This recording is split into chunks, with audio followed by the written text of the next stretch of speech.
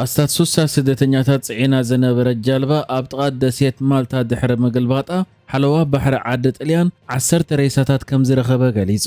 ሓለዋ ባሕሪ ዓዲ ጣልያን ኣውፂኡ ኣብ ዘሎ መግለጺ ድማ ኣብ ከባቢ ማልታ ኣብ ማእከላይ ባሕሪ ኣስታት ሱሳ ስደተኛታት ጽዒና ዝነበረት ጃልባ ድሕሪ ምግልባጣ እቶም 48 ኣብ ቀረባ ርሕቐት በዝነበረት ናይ ገፈፍቲ ዓሳ ጃልባ ክድሕኑ ከለዉ እቶም ዝተረፉ ግን ህይወቶም ሲኢኖም ናይቶም 10 ሬሳ ኸኣ ተረኺቡ ምህላው ገሊጹ።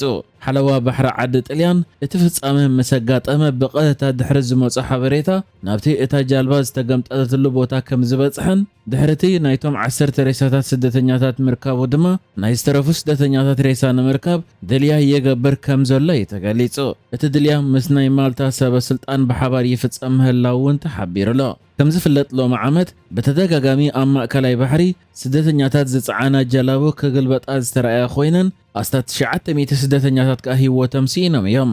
እዚ ቁጽሪ ድማ ኣብ ማእከላይ ባሕሪ ካብ ዝሞቱ ስደተኛታት ድሕሪ 2014 ንመጀመርታ እዋን እቲ ዝበዝሐ ኮይኑ ተሰኒዱ ዘሎ።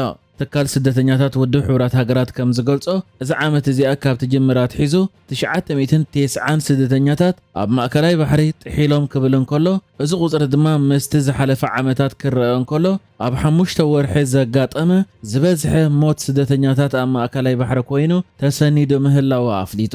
ከም ዝፍለጥ ዝሓለፈ ዓመት ኣብ ማእከላይ ባሕሪ ኣስታት 2180 ዝበጽሑ ስደተኛታት እዮም ህይወቶም ሲኢኖም። ሕጂ ኸኣ ኣብ ማእከላይ ባሕሪ ናይ ስደተኛታት ጃልባ ተገምጢላ ሬሳ ናይ 10 ስደተኛታት ዝርከብ ዘሎ ሕብረት ኤውሮጳ ናብቲ ኣህጉር ስደተኛታት ንኸይኣትዉ ኣብ ዝገብሮ ዘሎ ጻዕርታት ኣባላት ሃገራቱ ኣብ ሓድሽ ሕግታት ስምምዕ ገይረን ኣብ ዘለዋሉ እዋን እዩ። መሰረት እቲ ተገይሩ ዘሎ ስምምዕ ድማ ሃገራት ሕብረት ኤውሮጳ ስደተኛታት ኣብ ምስጓግ ዘለወን ዓቕሚ ክዛይድ ከምኡ ድማ ኣብ ሳልሰይቲ ሃገር ጉዳይ መሳለጢ ማእከላት ንኽፍጠር ስምምዓትን መስርሕ ከጅምራን ዘፍቅድ ምርዳእ እዩ ተበጺሑ ዘሎ።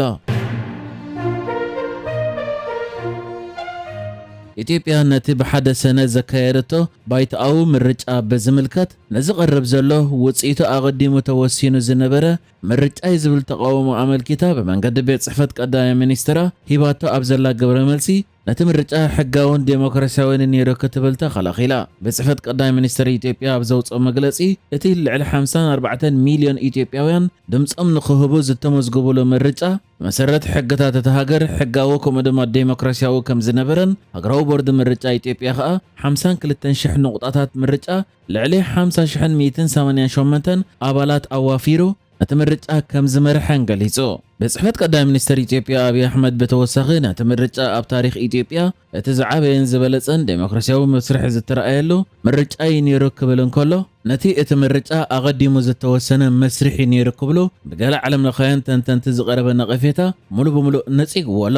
ከም ጭብጢ ድማ እቲ ምርጫ ንኽከታተሉ ካብ 37 ሃገራት ኣፍሪቃ 83 ናጻ ተዓዘብቲ ኣብቲ ሃገር ኣትዮም ከም ዝነበሩን 65,299 ናይ ውሽጢ ሃገር ተዓዘብቲ ድማ ኣብ ኩሉ እቲ ምርጫ ዝካየደሉ ዝነበረ ነቑጣታት ብኣካል ተረኺቦም ከም ዝነበሩን ብጀካዚ እውን 100 ኣፍልጦ ዘለዎም ዓለም ለኻውያን ጋዜጠኛታት ነቲ ምርጫ ተኸታቲሎም እዮም ብምባል እቲ ምርጫ ብዴሞክራሲያዊ ከምኡ ድማ ስርዓቱ ብዝሓለወ መንገዲ ዝተኻየደ መስርሕ ነይሩ ብምባል ነቲ ዝቐርብ ዘሎ ነቐፌታታት እዩ ነጺግዎ።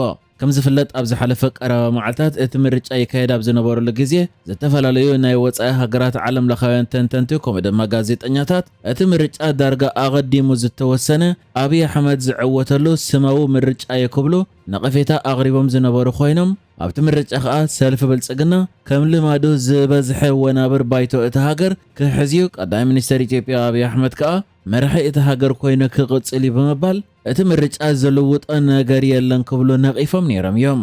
ብጽሕፈት ቀዳማይ ሚኒስትር ኢትዮጵያ ኣብይ ኣሕመድ ከኣ ነዚ ነቐፌታ እዩ ግብረ መልሲ ሂቡ ዘሎ። ፕሬዝደንት ሃገረ ግብፂ ዓብዱልፈታሕ አልሲሲ ብዝገበሮ ዕድመ መሰረት ፕሬዝደንት ኢሳያስ ምስኡ ንምዝራብ ሎሚ ድሕሪ ቀትሪ ናብ ግብፂ ከም ዝኣተወ ሚኒስትር ዜና ኤርትራ የማነ ገብረ መስቀል ሓቢሩ።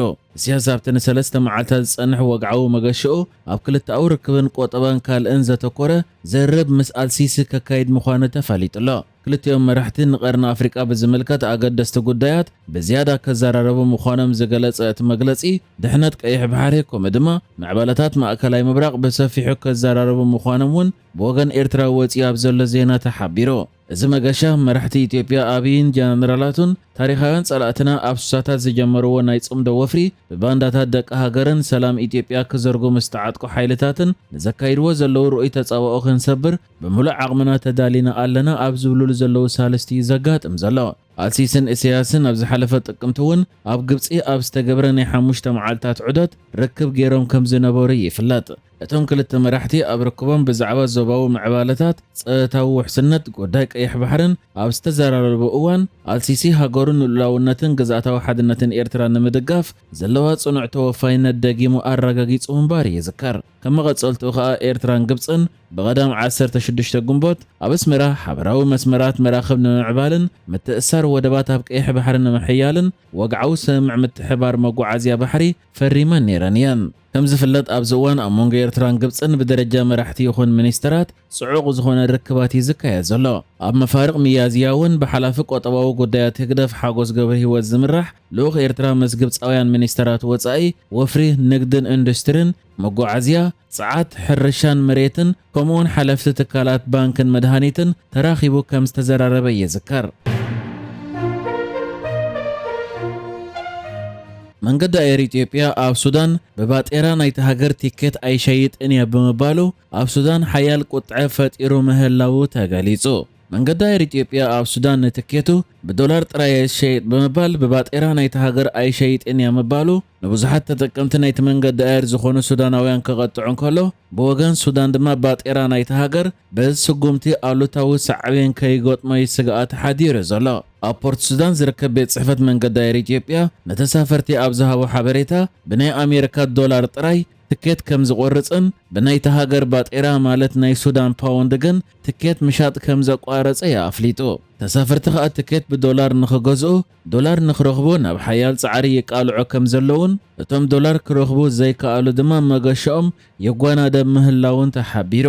ብዛዕባ እዚ ጉዳይ ኣመልኪቶም ኣብ ሲቪል ኣቪዬሽን ናይ ሱዳን ዝሰርሑ ላዕለዎት ሰበስልጣን ንሱዳን ቴሌቪዥን ሂቦም ኣብ ዘለዎ ሓበሬታ ዝኾነ ናይ ወፃኢ ሃገር መንገዲ ኣየር ኣብ ሱዳን ዘለዎ ንጥፈታት ብናይ ሱዳን ሕግታት ዝተቐየደ ምዃኑን እዚ ድማ ንሲቪል ኣቪዬሽን ከምኡ ድማ ንሸርፊ ዝምልከት ዘጠቓለለ ምዃኑን ብምግላጽ ነቲ ውሳነ ዘይሕጋዊ ብምባል ይገሊጽዎ ዘሎ።